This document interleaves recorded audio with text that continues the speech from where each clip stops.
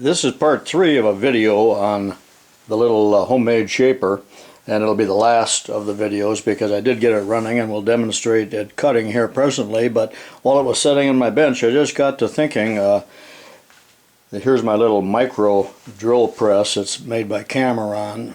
And it always seems so small, but they're almost in proportion, the two of them. If you haven't seen one of these Cameron drill presses, it is not a toy. It is a $1,000 drill press to be used in laboratories and for precision drilling. It's quite a machine. I guess this is a little bit of a sidebar, but nevertheless, if you ever come across one of these, it's a wonderful little machine for your tiny holes. I spent the better part of a day making the little clapper for the clapper box. And this machine now runs pretty well and cuts. And this is what I'm talking about here. So there we got the little tool bit. And we already had the box here, but I built this little clapper. And clapper gets its name from the fact that on a larger machine you're actually going to hear it make a clapping sound. On this little machine there is really no noise, and the motor drowns out the clapping if in fact there is any. But the purpose of a clapper box is so the tool lifts a little bit and doesn't attempt to cut on the backward stroke, because remember a shaper only cuts half of the time, actually a little more than that if they're set up where they forward stroke is a little bit faster than the return stroke. And I'm not sure if it's true on this machine. I haven't been able to determine that. I couldn't decide what to use as an actual cutting tool because they don't make an 1/8 inch square high-speed tool bit that I'm aware of, and the 1/4 inch would be way too big if you look at it like that. And someplace around here we have here's a 3/16 square, and that's still out of proportion, so I wanted to use 1/8 inch, and what I ended up using was 1/8 inch dowel pins, because they are hardened steel. They're probably a little too brittle, but this is what I'm using, 1/8 inch by 1 inch dowel pins. And they're so small that I had to hold it in my little pin vise in order to grind it. And you know, I've had these for years and never have used them, but there's a set of pin vices which is ideal to hold small work.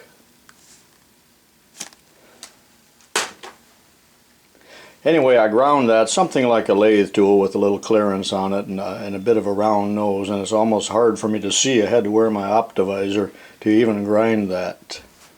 So now we're all set up here to do a little machining on aluminum. In setting the machine up, there's a couple things I want to note here. One, I'm using a little bit longer stroke than what I would like to. I would really like the stroke just like this.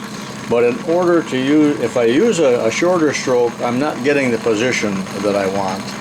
And for some reason I can't get the ram to come far enough back where I have my stroke in this position.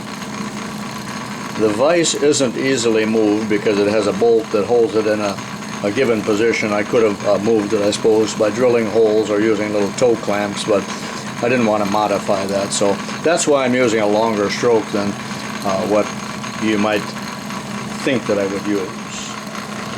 On the power feed, I put a little white line there as an index line. There weren't any marks there, but as I move this in this position, notice how much the wheel is turning. It'll get progressively a coarser feed as I move it farther. So that's how you adjust the amount of feed that you're getting. Bringing it back to the white line is neutral, and then of course going the other way will allow you to feed in the opposite direction. So for now I'm putting it in the neutral position. In constructing the little tool post, I had to make an 1/8 inch slot here, which on the milling machine, which is no easy job. Actually, it's not difficult. I just had to take such light cuts that it took a long time.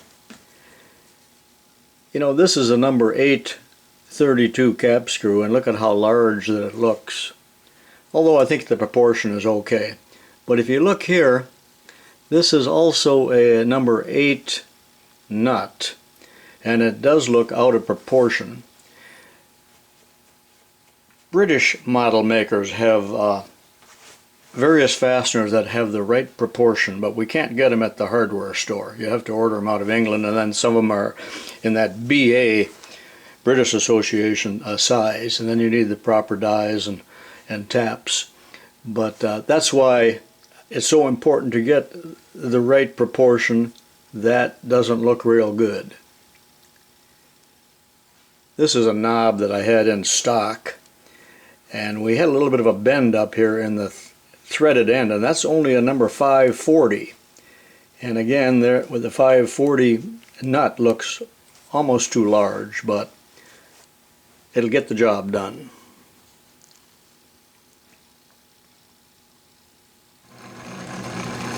We're cutting aluminum about 3/8 thick.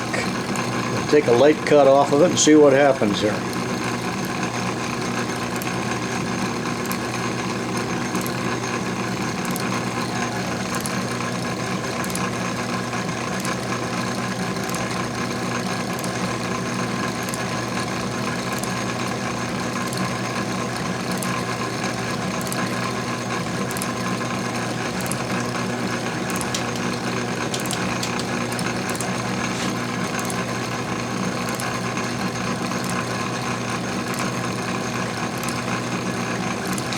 Can you see the clapper box moving?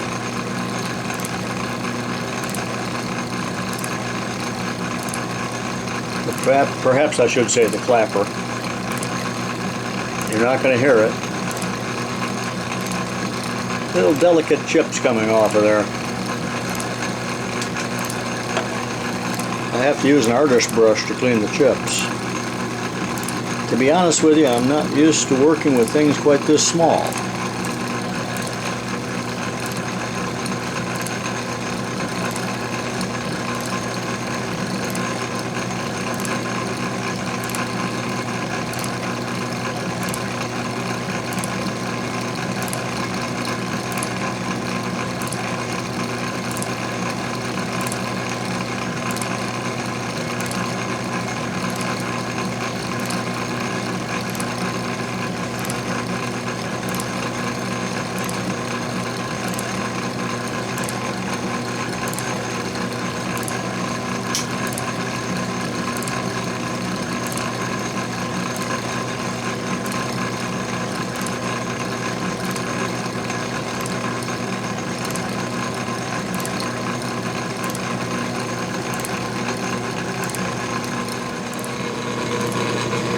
Here's another shot of it, a little bit different angle.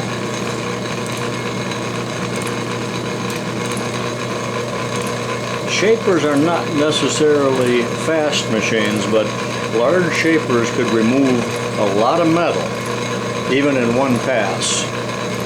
Sometimes chips that weighed a pound could be removed off of large pieces. I've seen them where they would clang when they hit the floor. That's how big the chips could be. Remember, this tool is only 1/8 inch diameter. I don't want to hear anything from you safety Nazis about the pulleys and the belts.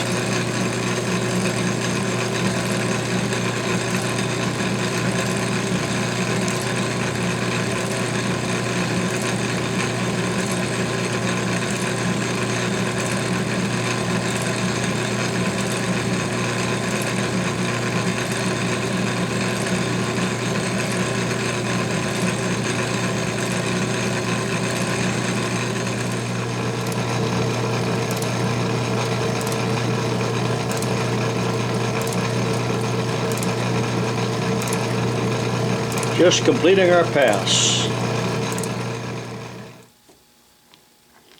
And there we are.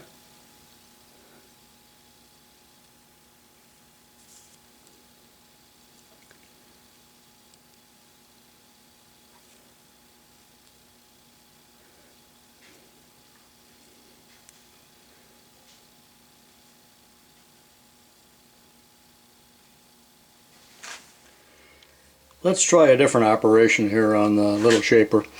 You know, I don't have all that much experience with shapers myself. These were already pretty obsolete machines by the time I came through high school, although we did have a couple of them there in the shop. But let's take an angular cut here. And I've set the cross slide here. I want to call it a compound, but I don't know what it's really called. We're set at an angle, and this has been rough sawed. I put a little blacking on there like Keith does so you can see where I'm cutting. And then I turned the whole clapper box assembly as far as I could in this little slot so that the box will clap. And I think you'll see a little bit of that. I'd like to turn it even farther, but it doesn't allow. But this is another operation you could perform. Granted, you could do the whole thing in 30 seconds on a Bridgeport. Now this is hand feed.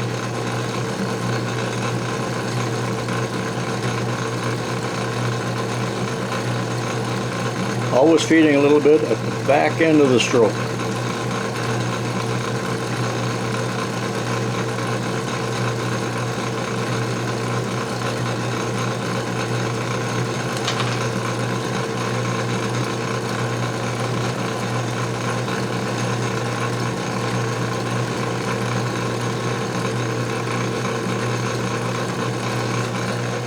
Here's a little different view.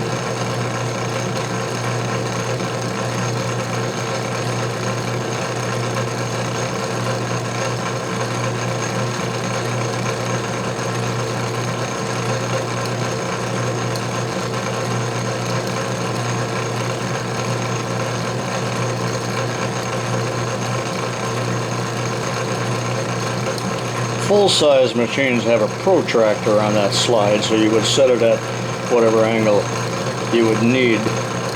I used a bevel square to make the adjustment.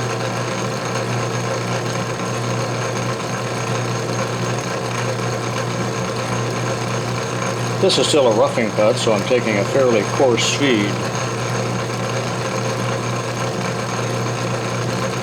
You can do internal slotting with one of these with special boring bar type holders. They made all kinds of tool holders and attachments for shapers and planers.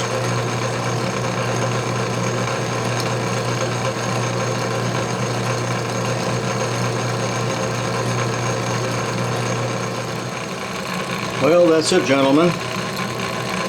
If you haven't watched the first two parts, be sure and do so. There's 3 parts in this series.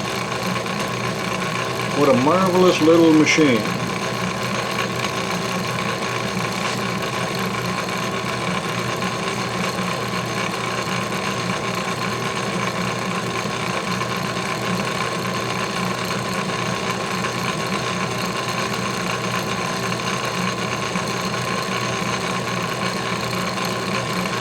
It's amazing to watch all these mechanical parts work, because on much machinery that you see now, modern day machinery, CNC machinery, there isn't too much to see anymore, and it's all behind a big glass door.